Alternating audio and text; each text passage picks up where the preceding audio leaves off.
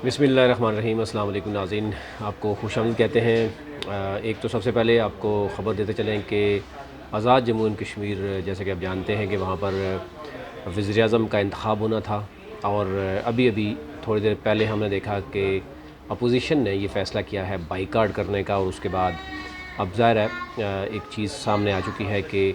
सरदार तनवीर इलियास जो हैं वो कल बाकायदा तौर पर अपना हलफ़ उठाएँगे। आल्दो के तरीक़ाकार तो वही होगा, लेकिन ज़ाहिर है अगर अपोजिशन बाइकाट करेगी तो सरदार तनवीर इलियास क्योंकि उम्मीदवार हैं पीटीआई के, और पीटीआई के पास आप जानते हैं इस वक्त 32 मेंबर्स हैं, और अपोजिशन के पास मिलाने के साथ यानी 12 पीपल्स पार्टी के हैं, 7 जो है ना वो नून लीग के हैं, और फिर एक जेकेपी भी है, और एक मुस्लिम कॉन्फ्रेंस का है। तो यूँ अगर सारे मिल भी जाते हैं तो 21 तक जो है वह नंबर जाता है। तो मज़ीद यानी उनको 6 चाहिए होंगे, लेकिन मुस्लिम कॉन्फ्रेंस में इसमें नज़र आ रहा था कि मुस्लिम कॉन्फ्रेंस जो है वो इसमें शायद अपोजिशन का साथ वो देना नहीं चाह रही थी, या तो यूँ अब ये लग रहा है कि अपोजिशन ने अपना तमाम तर जो मुज़ाकरात जो मामलात हैं, क्योंकि उनको उनको अब जो जिस तरीके से हमने देखा कि तहरीक इंसाफ ने, स्पेशली अली अमीन गंडापुर और सरदार तनवीर इलियास ने बड़ी खूबसूरती के साथ मैनेज किया तमाम मेंबरान्स को, कि अपोजिशन के पास मौका ही नहीं था कि किसी मेंबर के साथ बात कर सके।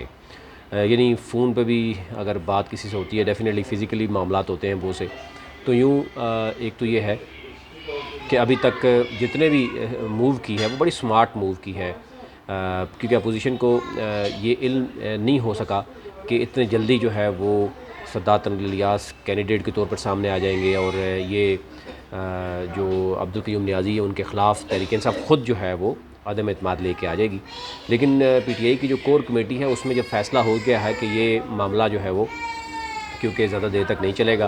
क्योंकि जिस तरीके से उनको वफाक में, और आज आपने देख लिया पंजाब में कल जो कुछ हुआ, वफाक में भी हुआ, इसके बाद आज़ाद कश्मीर में डेफ़िनेटली ये होना था, तो उसको पहले ही ये मामला देखा गया। और अभी भी वफाक में आपने देखा होगा कि वजारतों का फ़ैसला नहीं हो सका।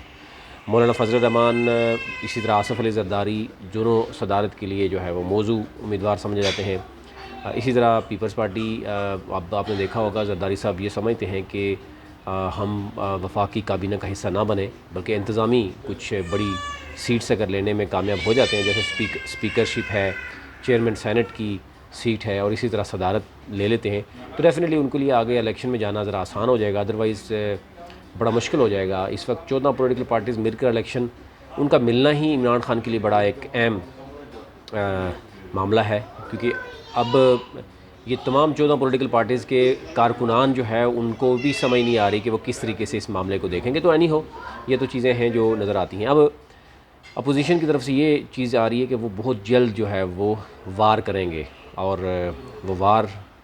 कब तक होगा, क्योंकि अब एक तो ये लिमिट नहीं है इसके लिए, वो 1 हफ़्ते के अंदर करें या 2 माह के अंदर करें, लेकिन जो ही ये कल मामला सामने आएगा, बाइकाट होगा, तो डेफ़िनेटली फिर उसके बाद अपोजिशन के पास गेम होगी। अभी उमूर कश्मीर और गिलगित बल्तिस्तान, वो जो वफाकी वज़ीर हैं कल तक उनका नाम भी सामने आ जाएगा, फिर चीफ़ सेक्रेटरी हैं, आईजी हैं, तो डेफ़िनेटली जब ये आपको पता है कि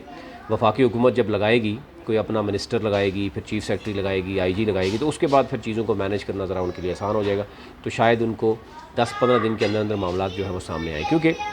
यहाँ पर अब देखने में नज़र आ रहा है कि सरदार तनवीर इलियास और बरसे सुल्तान 2 बड़े ग्रुप्स हैं, और सबसे बड़ा ग्रुप बरसे सुल्तान का मौजूद है। अब बरसे सुल्तान के ग्रुप के साथ जो भी मामलात हुए होंगे या जो मामलात तय हुए हैं, अगर वो मुकम्मल नहीं होंगे तो डेफ़िनेटली फिर बरसे सुल्तान के लोग भी सामने आएंगे, और वो अगर उनमें से कुछ लोग भी नाराज़ हो जाते हैं, क्योंकि सियासत में तो आप जानते हैं कि कोई भी जो है वो एग्री नहीं होता, चीज़ें चलती रहती हैं। अभी आपके सामने पीडीएम ने जो कुछ किया, और उसके बाद अभी तक वफाकी काबीना, कभी एमक्यूएम ने अनाउंस कर दिया कि वो काबीना का हिस्सा नहीं बनेंगे, फिर ज़रदारी साहब भी चाहते हैं कि वो नहीं, मौलाना फजल रहमान नाराज़ हैं। यही सूरत हाल कश्मीर में भी आपको नज़र आएगी कि बरसे सुल्तान और सरदार तनवीर इलियास आल्दो दोनों एक दूसरे के ख़िलाफ़ हैं, इख्तलाफात मौजूद हैं, लेकिन मफादात के लिए डेफ़िनेटली फिर अगर किसी एक प्लेटफॉर्म पर लाया जाता है, तो आप समझते हैं कि बरसे सुल्तान अगर सदर हैं, उनको कार्नर कर दिया गया है पहले ही, और मज़ीद अगर सरदार तनवीर इलियास वज़ीर आज़म बनते हैं तो उसमें क्या रोल होगा उनका, तो देखना होगा कि क्या बरसे सुल्ताना का 10-12 मेंबर्स के साथ खामोशी से बैठे रहेंगे या वो लेटर आन अपोजिशन के साथ मिलके एक बड़ा सरप्राइज़ दे सकते हैं। तो ये बड़ा क्रूशल होगा। लेकिन फ़िलहाल तहरीक इंसाफ के जो लोग हैं, कारकुनान हैं, वो जश्न मना रहे हैं कि जनाब सरदार तनवीर इलियास जो हैं वो वज़ीर-ए-आज़म होंगे कल से, क्योंकि अपोजिशन के बाइकाट से उनको फ़ायदा तो ज़रूर होगा। लेकिन इसके साथ साथ अगर हम देखें तो ये भी कहा जा रहा है कि जो मामला पैसों के लेन देन था, फिर क्या मामला हुआ पैसों का, लेकिन बहुत से लोग ये कह रहे हैं कि पैसे जो है वो जिस तरीके से इल्ज़ामात लगाए गए हैं अलीमिन गंडापुर के ऊपर या बाकी लोगों के ऊपर, वो ऐसा नहीं है। मामलात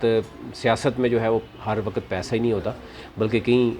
मामलात वजारत जो अगर लेनी या देनी होती, ये भी एक तरह की डील होती है, एक उसको जिस तनाज़र में भी ले लें। तो ये ओवरऑल सूरत थी, वो आप तक रखनी थी कि इस वक्त एक तरफ तो काबीना का फ़ैसला नहीं हो सका। इस वक्त भी सर जोड़े हुए कुछ अहम मामलात हैं, लोग बैठे हुए हैं। मौलाना फजल रहमान जो है वो नाराज़ नज़र आते हैं और वो अगले इलेक्शन के लिए फिर जाने के लिए तैयार हो जाएंगे। और आज भी बड़ी अहम मुलाकात हुई है इमरान खान के एक बड़े करीबी दोस्त और इसी तरह इस्टबलिशमेंट के एक अहम अफसर की तरफ से कहा जा रहा है कि मुलाकात भी हुई है। अब वो भी देखना होगा कि क्या चीज़ें सामने आती हैं। इसी तरीके से